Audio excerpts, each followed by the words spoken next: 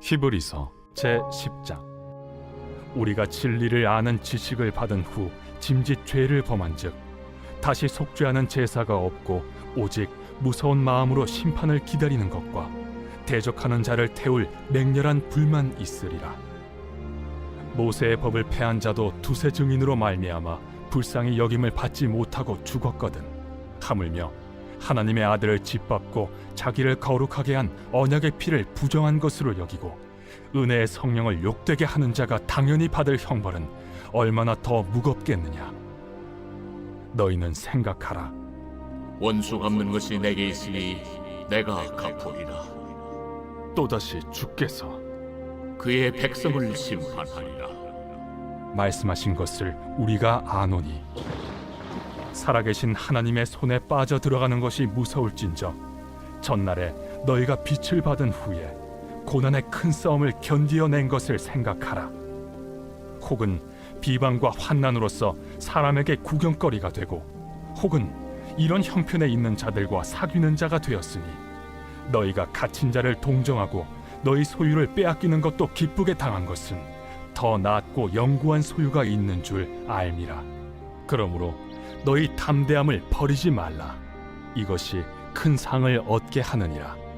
너희에게 인내가 필요함은 너희가 하나님의 뜻을 행한 후에 약속하신 것을 받기 위함이라. 잠시 잠깐 후면 오실 이가 오시리니 지체하지 아니하시리라. 나의 의는 믿음으로 말미암아 살리라. 또한 뒤로 물러가면 내 마음이 그를 기뻐하지 아니하리라 하셨느니라. 우리는 뒤로 물러가 멸망할 자가 아니요 오직 영혼을 구원함에 이르는 믿음을 가진 자니라.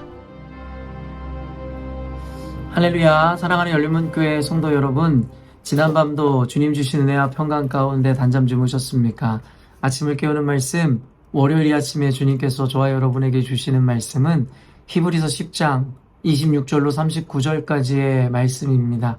오늘도 주시는 살아계신 하나님의 말씀을 통하여 저와 여러분의 삶 가운데 선명한 성경적 기준이 세워지기를 원하고요. 또한 그 기준대로 살아내심으로 하나님께서 기뻐하시는 삶을 살아내시는 여러분이 되었으면 좋겠습니다. 수련회를 마치고 여전히도 좀 많은 분들이 좀 육체적으로 피곤함을 느끼실 텐데요. 아무것도 아닌 것 같지만 수련회 갔다 왔다라는 것이 사실은 신체적으로 받는 부담들이 꽤 많을 것입니다. 물론 하나님 말씀에 충만하고 수련회의 깊은 은혜를 통해서 우리의 내면만큼은 지금 감사하고 행복할 것인데, 그럼에도 불구하고 인간인지라 결국에는 육체적인 여러 가지 피로감이나 어려움은 있을 수밖에 없습니다. 저도 수련회 다녀온 이후에 계속 좀 몸살 아닌 몸살, 또 허리 통증도 좀 있었고, 지금도 여러분 또 눈 흰자위가 좀 충혈돼서 핏줄이 터져서 좀 보기가 흉할 수도 있는데요. 여러분 또 영상 보시는 분들 양해해 주셨으면 좋겠고요. 모쪼록 여러분들 좀 오늘 요즘 같은 때에 건강 유의하셨으면 좋겠고, 수련회를 다녀오셔서 또 여러분의 신체적으로 좀 많이 부담되어지고 피곤함 가운데 있을 텐데 여러 가지 좀 활동들을 줄이시고 좀 몸을 잘 만드는 시간이 되었으면 좋겠습니다. 이 수련회를 다녀오고 제가 여러분들에게 늘 강조하고 이야기한 것이 무엇이냐면, 다녀와서의 삶이 굉장히 중요하다 이야기했는데 이제 수련회 이제 약 일주일 정도 지났거든요. 여러분 어떠세요? 삶으로 그 은혜들을, 또한 그 하나님께서 주신 그 마음들을 좀 순종으로 이뤄내는 삶을 사시는지 모르겠네요. 모세가 시내산에서 하나님의 이 말씀이 십계명을 받아 내려올 때 그에게 광채가 나 사람들이 눈이 부셔 그를 바라보지 못한다 하였는데, 많은 이들이 여러분들 바라보면서 그와 같은 광채를 보는지 모르겠습니다. 우리가 한 가지 잊지 말아야 되는 것이 무엇이냐면요, 이 성경의 이야기들을 보아도 그렇고 제가 또 목회적 경험을 통해서도 이야기할 수 있는 게 뭐냐면, 항상 시험이나 어려움들은 은혜가 있는 곳에 같이 동반되어 찾아온다는 거예요. 무슨 말이냐면, 우리가 수련회를 통해서 은혜를 받고 이 충만함을 입어 이제는 무슨 어려움이 와도 이겨낼 것 같고 웬만한 것들은 내가 다 받아낼 수 있겠노라는 어떤 이런 충만함과 기쁨과 감사의 마음들이 생겼을 텐데, 어김없이 그 이후에 이 영적인 공격이라든가 이 디프레션이 찾아온다라는 것이죠. 처음에는 저도 그게 이해가 좀 안 됐거든요. 제가 하나님 은혜를 이렇게 충만하게 받았는데 하나님 왜 갑자기 저한테 이렇게 무너져 내릴 것만 같은 내면의 어떤 상실감이나 어려움들, 환경들이 찾아옵니까? 처음에는 그게 이해가 안 됐는데요. 이 엘리야가 여러분 갈멜산에서 850대 1의 어떤 외로운 싸움을 하고 난 이후에 이세벨 여왕이 그를 죽이겠다 하는 말 한마디에 결국엔 850대 1도 담대하게 그들을 조롱하며 승리했던 엘리야가 이 여왕 한 명의 이 죽이겠다라는 협박 때문에 이 두려워서 도망하며 로뎀나무 밑에서 이 죽여달라고 했던 그 이야기를 보면서 깨닫는 것이 무엇이냐면 결국에는 하나님의 역사가 있는 곳에 결국엔 마귀의 유혹과 시험도 함께 더 크게 다가올 수밖에 없다. 왜냐하면 이제 마귀라는 존재는 끊임없이 하나님의 사람들이 주의 일을 이루는 것, 그리고 주의 뜻을 따르는 것, 또 진리를 받아내는 것을 그렇게 끔찍하게 싫어하지 않습니까? 그러니까 우리가 은혜가 크면 결국에는 그것으로 인한 어떤 우리를 무너뜨리기 위한 공작들은 더 커질 수밖에 없는 것 같습니다. 사랑하는 열리문교회 성도 여러분, 우리가 은혜 받고 또 우리 열리문교회 가운데 새 가족들을 보내시고 지금 우리가 성장하려 하고 부흥하려고 하는 이때에 더욱더 몸과 마음을 단단히 붙잡으시길 바라고, 먼저 말씀에 깨어있는 분들이라면 하나님 앞에 우리가 오히려 잘 나갈 때, 그리고 우리 가운데 은혜가 있을 때 주의해야 하듯이 수련회 갔다 와서 특별히 가정에서 여러분 이 말 한마디 행동 하나 조심하시고요. 교우들과의 관계 가운데 그리고 세상에서도 여러분 늘 주의하면서 시험을 능히 이겨내시는 여러분들이 되었으면 좋겠습니다. 오늘 히브리서 본문에는요, 결국에는 하나님을 믿었던 이들, 특별히 물론 그들 유대인들은 하나님을 모두 믿었죠. 다만 여기서 이야기하는 이 2세대 그리스도인들, 예수를 주로 고백하는 이들에 대한 어떤 하나의 경고 내지는 격려를 담고 있는 이 본문인데요. 여러분 대상이 어떤 자라고 늘 이야기하죠. 바로 2세대 그리스도인들이고 먼저 복음을 들어 예수님을 알았고 주로 고백한 자들이며, 그리고 꽤 크고 작은 어떠한 고난과 어려움 가운데 능히 믿음으로 이겨냈으며 어떤 사랑을 실천했던 자들이었음에 대해서 우리가 함께 나누었습니다. 그런데 이 내외적인 어떤 박해와 어려움이 찾아오자 결국엔 자신들이 감당할 수 없는 이 상황 가운데 다다르자 이들이 조금씩 배교하고 배도하기 시작하며 그들의 믿음이 조금씩 흘러 떠내려만 가는 배와 같이 조금씩 그 믿음의 대열에서 이탈해 가기 시작하더라는 것이죠. 그래서 히브리서 기자는 그와 같이 믿음의 변질이 되어지는 이 과정 가운데 그들의 믿음을 다시 한번 붙잡고자 그들에게 이와 같이 또 강한 변증서를 보냈던 것이죠.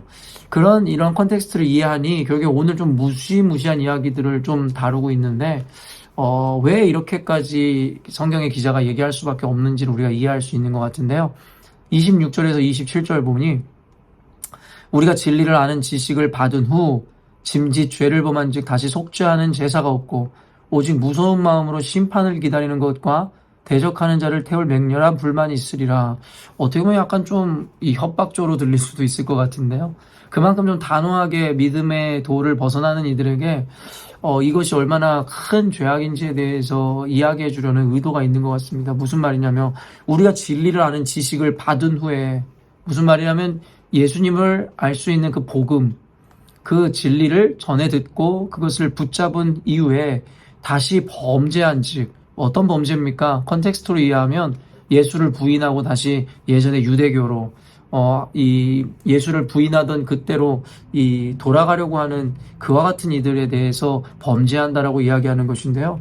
결국에는 그것에 대해서는 속죄하는 제사가 없다라는 거예요. 여러분, 그거에는 약도 없다라는 거죠.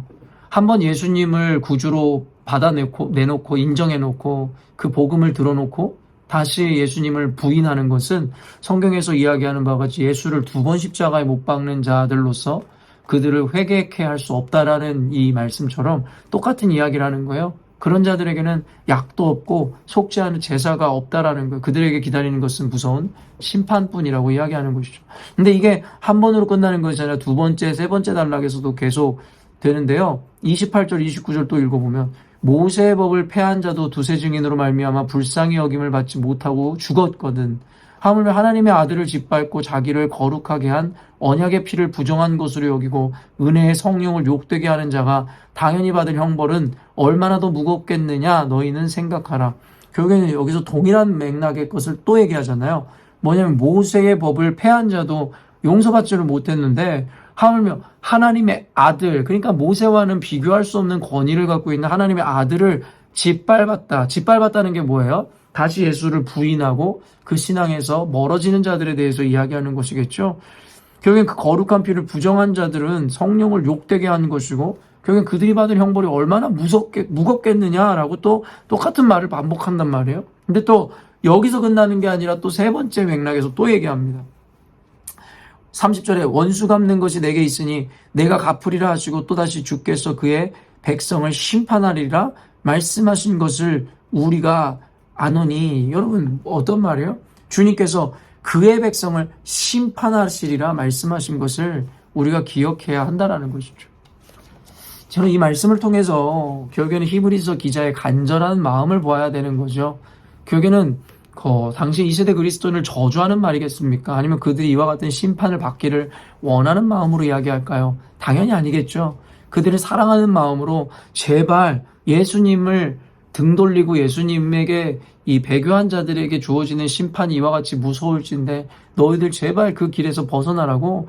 여러분 어쩌면 히브리서 기자의 간절한 사랑과 그 마음이 이 강한 어조를 통해서 전달되어지는 것만 같습니다. 때론 우리가 어린 시절에 우리 아이들에게 반협박적으로 엄포를 놓으면서 무서운 목소리로 무서운 표정으로 아이에게 어떤 것을 경계시켰던 것 여러분 기억하실 거예요.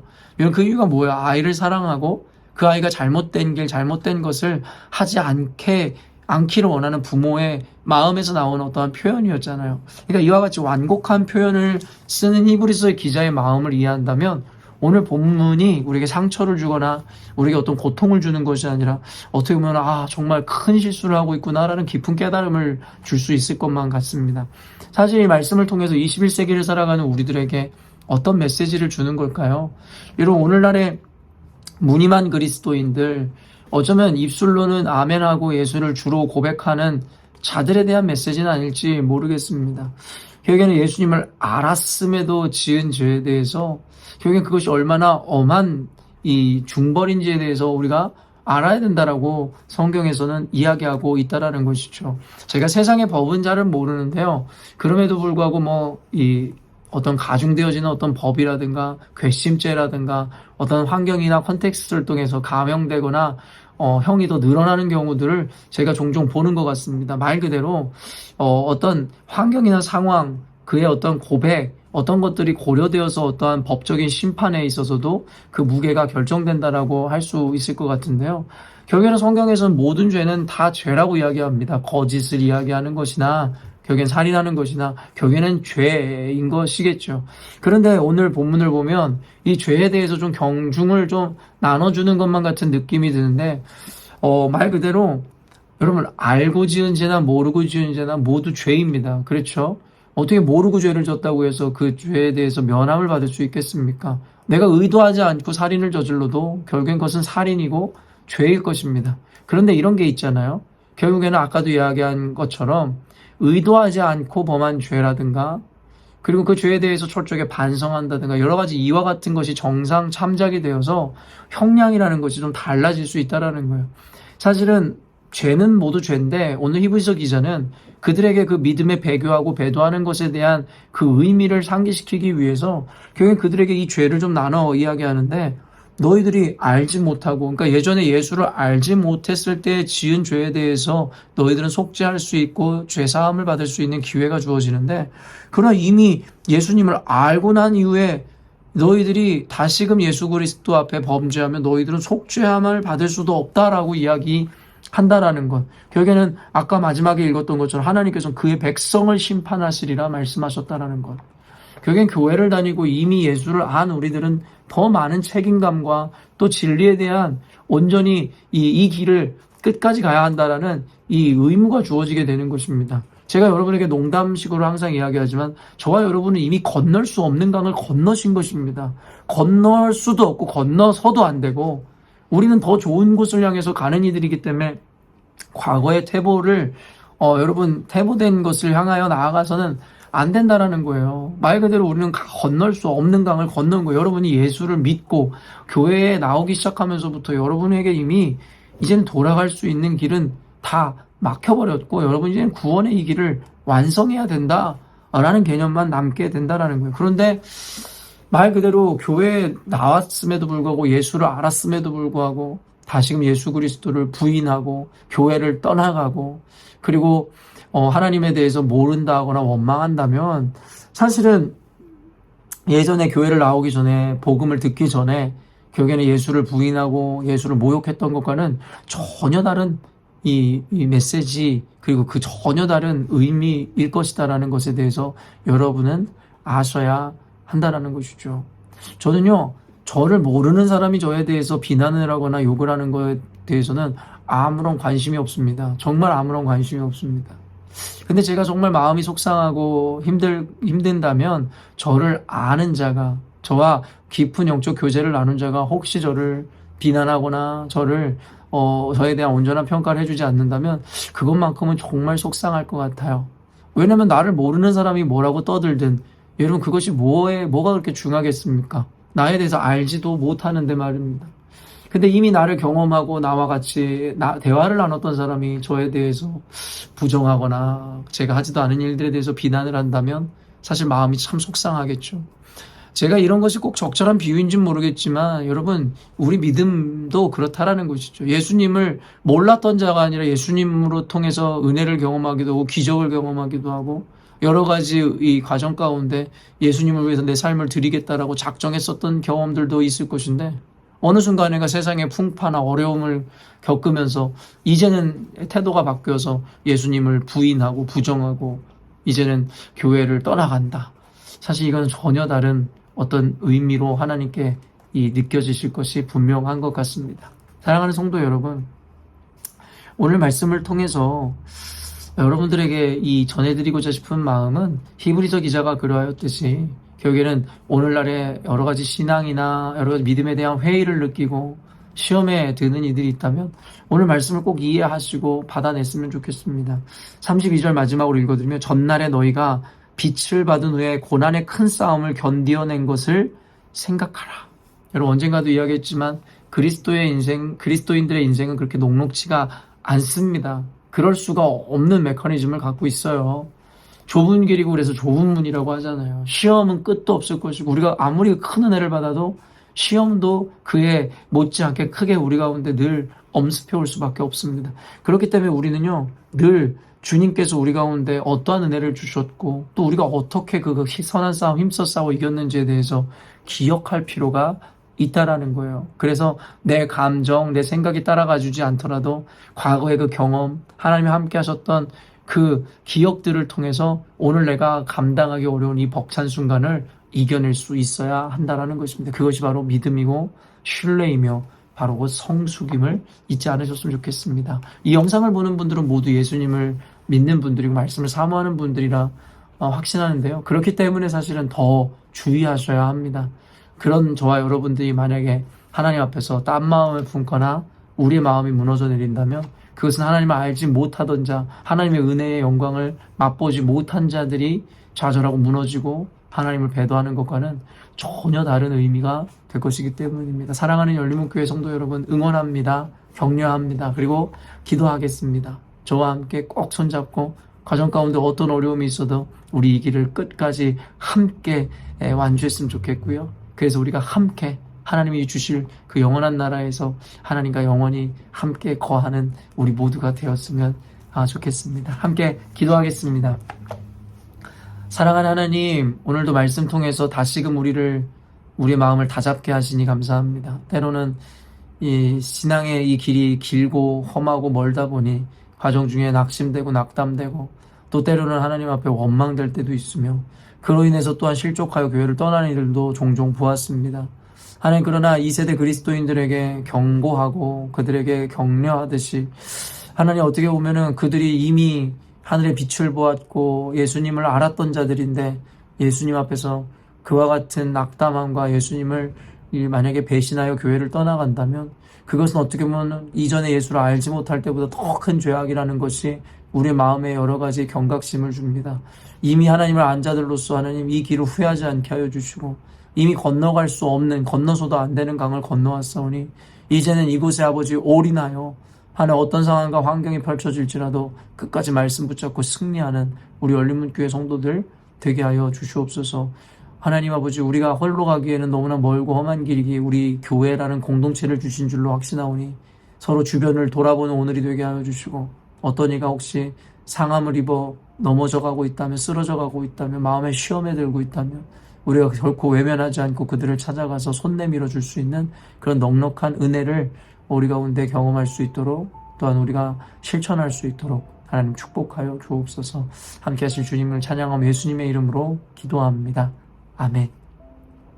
사랑하는 열린문교회 성도 여러분, 오늘도 주님께서 주시는 복되고 귀한 하루를 저와 여러분이 맞이하였습니다. 오늘도 하나님 말씀 의지하심으로 곳곳에서 여러분의 마음을 낙담시키고 무너뜨리려고 하는 일들이 일어나겠으나, 그럼에도 불구하고 우리와 함께 하시는, 또 우리의 고통을 함께 지고 가시는 그 주님 기억하심으로 넉넉하게 오늘 하루 여러분이 맞이하게 되는 그 과제들, 숙제들을 모두 이겨내시고 잘 풀어내시는 하루가 되었으면 좋겠습니다.